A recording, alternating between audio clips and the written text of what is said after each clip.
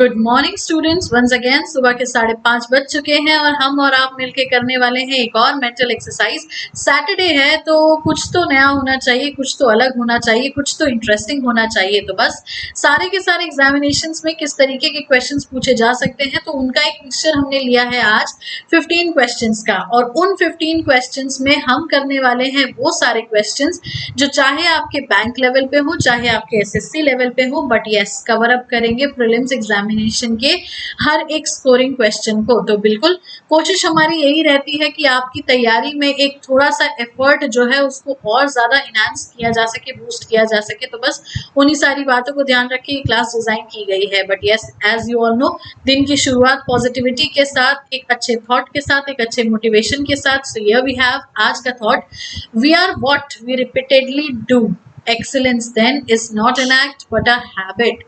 मतलब समझे इस बात का, हम वो है जो हम अक्सर करते हैं, बार बार करते हैं। दैट मीन्स पता है, जो आलसी होता है ना वही काम को टालता है। अब अच्छा लगे बुरा लगे पर ये फैक्ट है। और जो एक हार्ड वर्किंग होता है, एक स्मार्ट वर्कर होता है, या एक वो इंसान होता है जिसमें ज़ील होती है नहीं अपने काम को खत्म करने की, वो ना लाइन अप करता है चीजों, फिर उसके बाद सारी चीजों को एक के बाद एक निपटाता जाता है। जब तक उसके सारे काम खत्म नहीं हो जाते वो चैन से नहीं बैठता।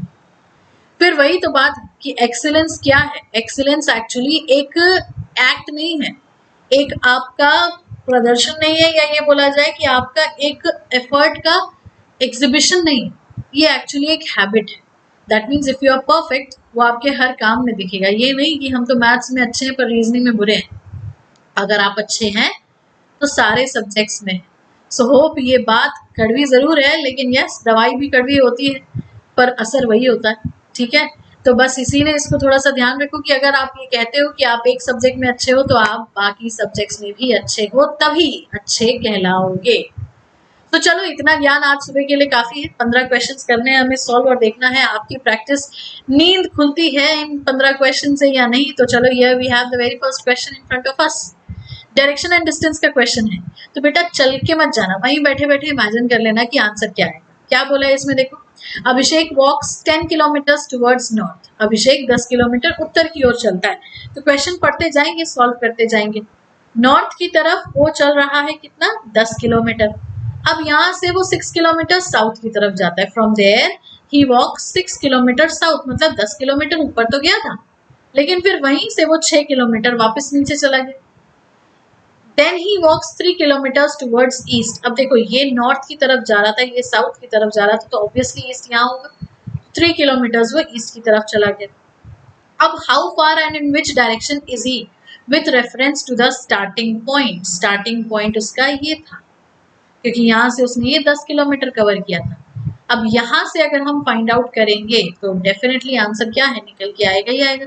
कैसे निकल के आएगा, हमें पहले इस 10 को डिवाइड करना पड़ेगा। तो आप ये देखो, 10 में से 6 तो वो वापस आ गया, तो बचा यहाँ पे कितना है आपका, 4 ही तो बचा है।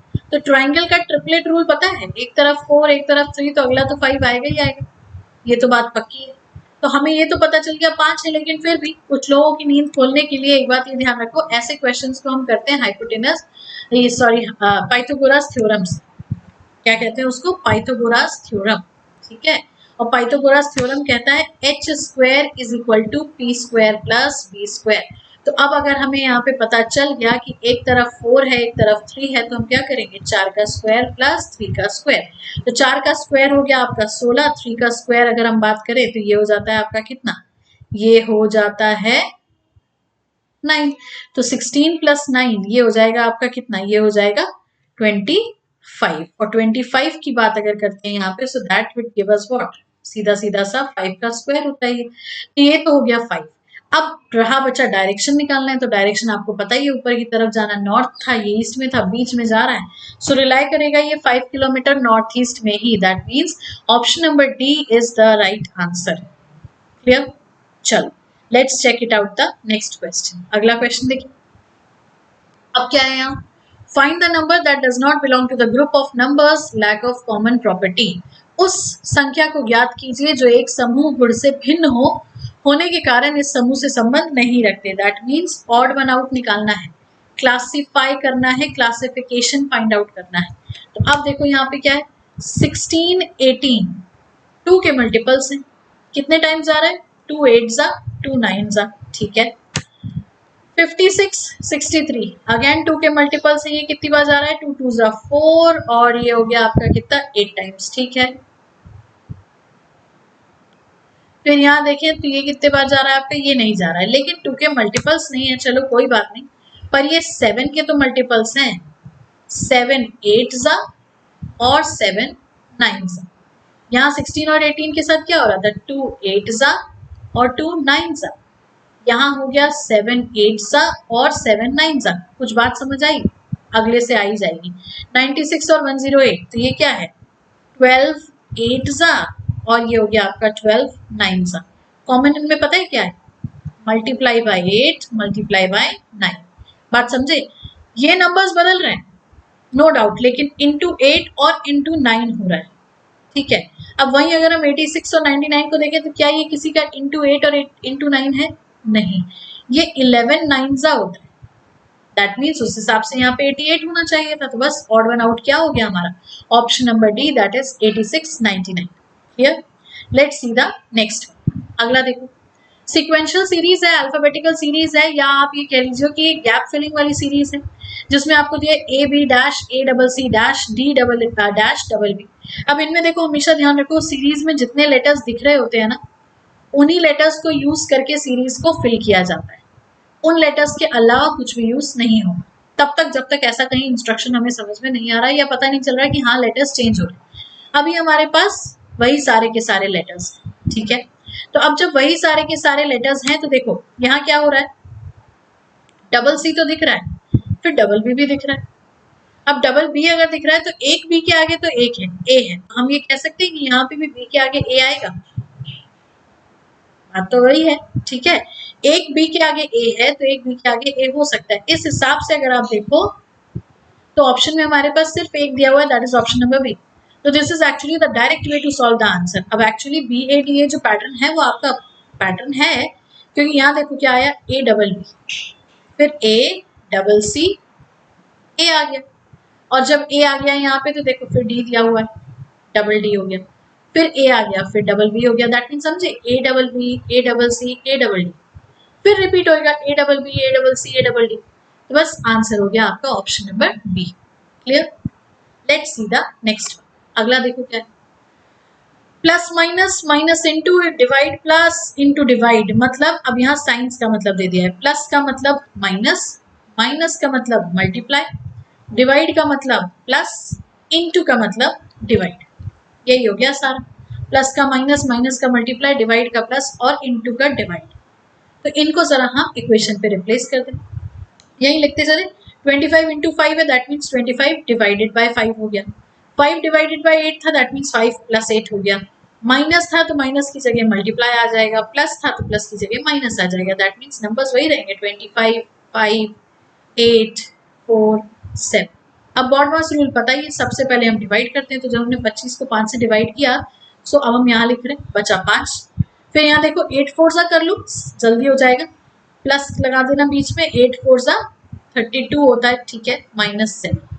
अब 5 प्लस 32 अगर हम करें तो ये कितना हो जाता है, ये हो जाता है हमारा 37, 37 minus 7, so yes 30 is the answer.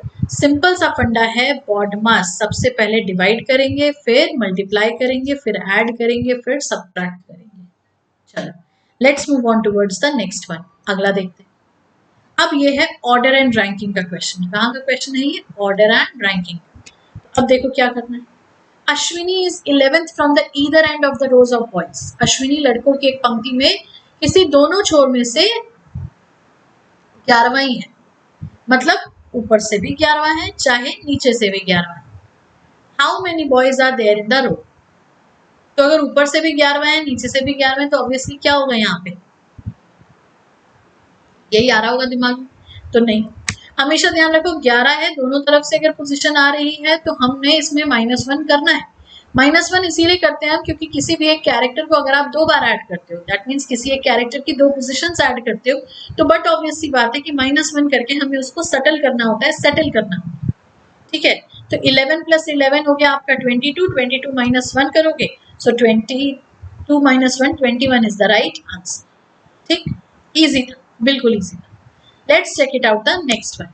अगला देखो, अब ये आ गया मीनिंगफुल ऑर्डर का। ये बैंक में तो नहीं आता, बट यस बैंक के अलावा बाकी सारे स्टेट लेवल में, एसएससीज में, सब में इस तरीके के क्वेश्चन पूछे जाते हैं। अब क्या है, consultation, illness, doctor, treatment, recovery. अब हमें क्या करना है, इसका एक ऑर्डर सही करना। अब consultation, illness, doctor, treatment, recovery की बात हुई है, तो देखो सबसे पहले तो जब हम बीमार होंगे तभी तो हम डॉक्टर के पास जाएंगे, डॉक्टर के पास जाएंगे फिर हम उसका कंसल्टेशन लेंगे, कंसल्टेशन लेंगे तो हमारा को ट्रीटमेंट मिलेगा, ट्रीटमेंट मिलेगा तब हमारी रिकवरी होगी। अब क्या होता है, कुछ बार लोग क्या बोलते हैं, कंसल्ट करेंगे फिर डॉक्टर के पास जाएंगे ना, पहले डॉक्टर के पास जाओगे ना भाई।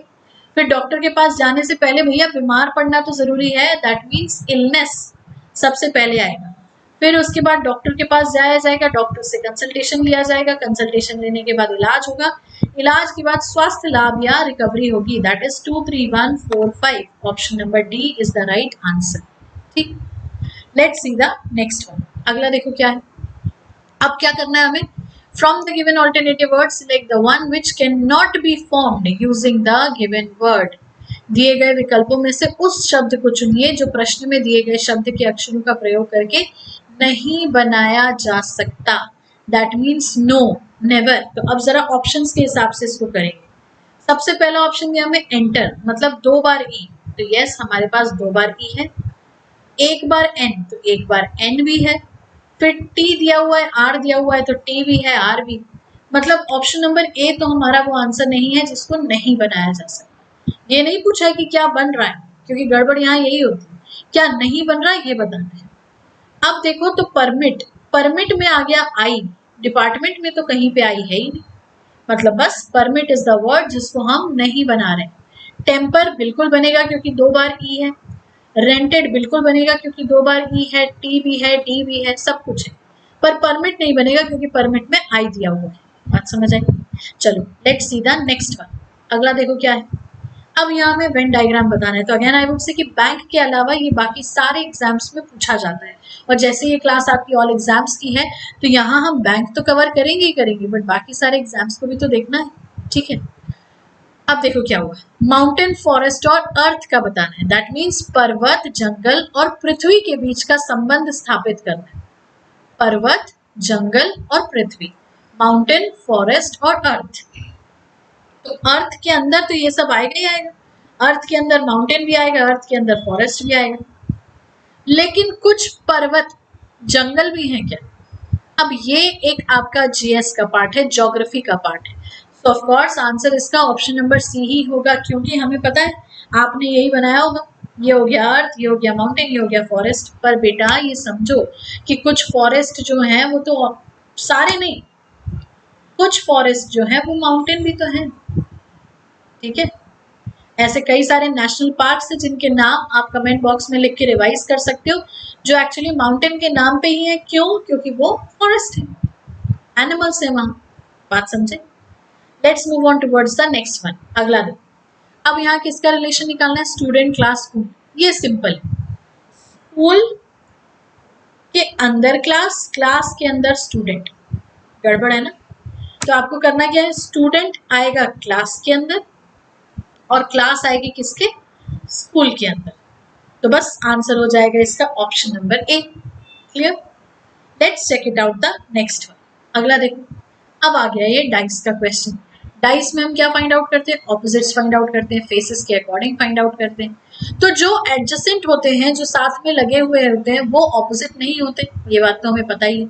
तो अब जब हम यहाँ देख रहे हैं क्या आ रहा है, what will come at the opposite of 3, 3 के ऑपोजिट क्या आएगा, तो समझो 3 का ऑपोजिट 5 नहीं होगा, 3 का ऑपोजिट 6 नहीं होगा। रीजन 5 और 6 जो है वो आपके लगे हुए हैं 3 से। अब क्या होगा फिर, 4 होगा, 1 होगा, 2 होगा, पता नहीं। तो पता करने के लिए हम दोनों डाइस को कंसिडर करते हैं, और जब हम दोनों डाइस को कंसिडर करते हैं तो देखो 5 और 5 तो कॉमन है, और ये आपके डाइस का एक रूल कहता है कि अगर 2 फेसेस कॉमन होते हैं, 2 फेसेस कॉमन होते हैं तो बाकी के सारे एक दूसरे के ऑपोजिट हो जाते हैं। अब 5 और 5 सेम जगह पे नहीं है, लेकिन हम एक काम कर सकते हैं, ये 5 है, ये 3 है, ये 6 है। तो हमने 5 को अगर यहाँ किया, 4 यहाँ आ गया, 1 यहाँ आ गया, हमने सिर्फ उसको क्या किया, क्लॉकवाइज घुमा दिया। तो 5 और 5 अब कॉमन भी हो गया, कॉमन प्लेस पे भी हो गया, तो 3 का ऑपोजिट 1 हो गया, 6 का ऑपोजिट 4 हो गया। अब 5 हमारा हमें विजिबल है तो 5 का ऑपोजिट 2 हो जाएगा, क्योंकि डाइस का एक रूल ये भी है कि कॉमन फेस का ऑपोजिट वही होता है जो दिखाई नहीं देता। तो इस हिसाब से भी हम आंसर अगर देखें तो यस 3 का आंसर क्या हो जाएगा, 1 हो जाएगा, ऑपोजिट 1 हो जाएगा। चलो let's check it out the next one. अगला देखो क्या है, which one of the given alternative would be the meaningful order in ascending order? किसमें ascending order, that means आरोही क्रम में, छोटे से बड़ा या बढ़ते क्रम में, कैसे हम बढ़ते हैं उस क्रम में हमें इस ऑर्डर को बताना है। क्या दिया हुआ है, फैक्ट्री, पेपर, प्रिंट, वुड या बुक। अब देखो तो अब क्या हो, सबसे पहले क्या होगा, लकड़ी होगी, लकड़ी से ही तो पेपर बनेगा, क्योंकि देखो पेड़ से ही पेपर बनता है, ये बात हम जानते हैं। अगर हमने बोला वुड, वुड के बाद उससे बनेगा क्या, पेपर।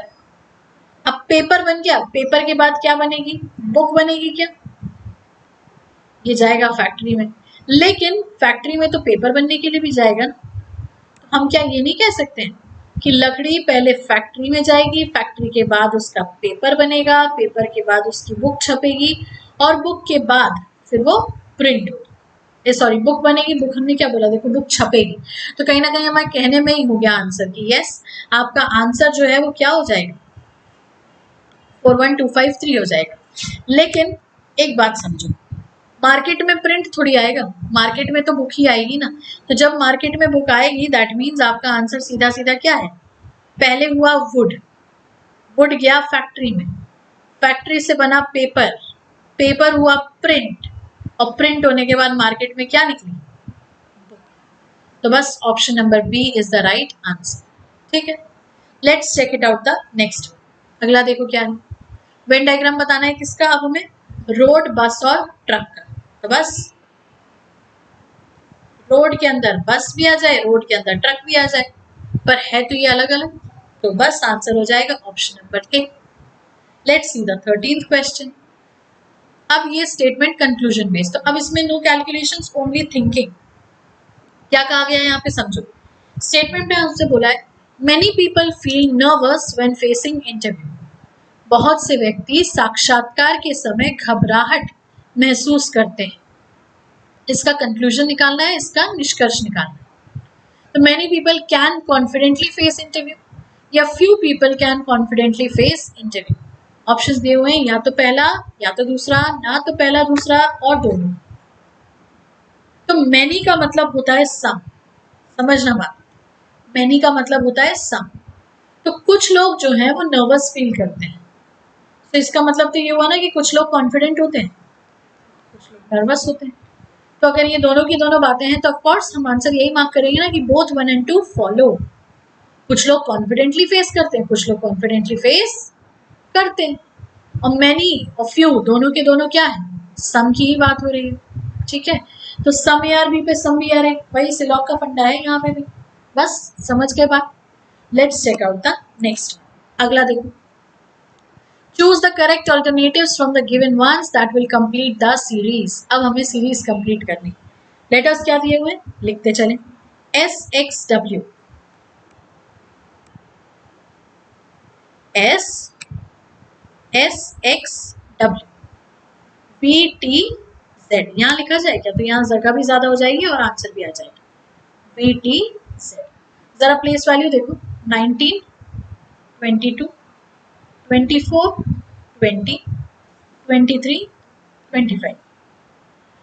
समझे, यहाँ पे +2 हुआ, +4 हुआ, +2 हुआ, तो यही चीज जरा आगे करें, +2 तो करो जरा, बी के बाद क्या आएगा, डब्ल्यू एक्स, फिर यहाँ +4 हो रहा है तो जरा टी में +4 करो, तब क्या आ जाएगा,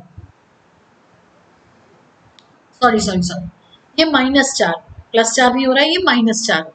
तो जब हम 20 में -4 करेंगे क्या आएगा, 16 ना, 16 आएगा, मतलब क्या हो जाएगा, पी। ठीक है, फिर उसके बाद हम आगे बढ़े, तब क्या हुआ, यहाँ पे आपका आ गया है 23 के बाद 25 है, +2 किया है, तो z के बाद +2 कर दो, तब क्या आ जाएगा। लेकिन ये मैच नहीं कर रहा, और जब ये मैच नहीं कर रहा क्योंकि मिसमैच तो हो ही रहा है, ऑब्वियसली मिसमैच हो रहा है, लेकिन थोड़ा और दिमाग लगाओगे तो आंसर तक पहुंचा जा सकता है, बिल्कुल पहुंचा जा सकता है। कैसे पहुंचोगे? क्रॉस कर सकते हैं, बिल्कुल कर सकते हैं, क्यों नहीं कर सकते? क्रॉस करने पे तो आंसर आ ही सकता है। तो उस हिसाब से अगर हम देखें तो यस, हमारा आंसर क्या होगा? YPC, क्योंकि देखो SXWBEZ।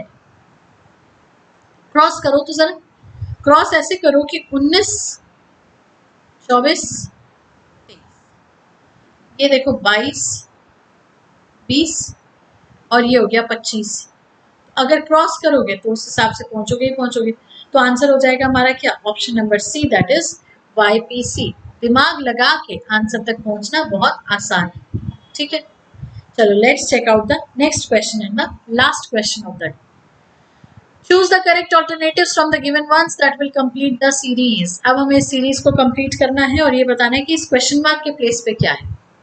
So of course numbers भी हैं, लेटर्स भी, ऑल्टरनेट लिया जा सकता है। GIKM, समझ गए? H हटा दिया, यहाँ से J हटा दिया, यहाँ से L हटा दिया।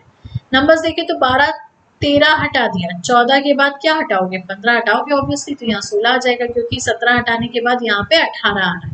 सो यस 15 आपका आंसर हो जाएगा इसमें, सॉरी 16, बिल्कुल करेक्ट 16, क्योंकि यहाँ से हम 15 हटा रहे हैं तो हमारे पास आ रहा है 16। So option number A is the right answer. Clear? So hope ये सारे के सारे 15 क्वेश्चंस आपके प्रैक्टिस हुए और नींद भी भागी, और साथ ही साथ आपको ये भी पता चला कि न सिर्फ बैंक, बाकी स्टेट लेवल एग्जामिनेशन में, SSCs में किस तरीके के क्वेश्चंस पूछे जाते हैं। See you all in the next class at 5:30 and of course इसी तरीके से चैनल पे बने रहिए, हमारी क्लासेस देखते रहिए। रीजनिंग की एक्सरसाइज आपको मेंटली फिट एक दिन जरूर बनाएगी। Thank you so much.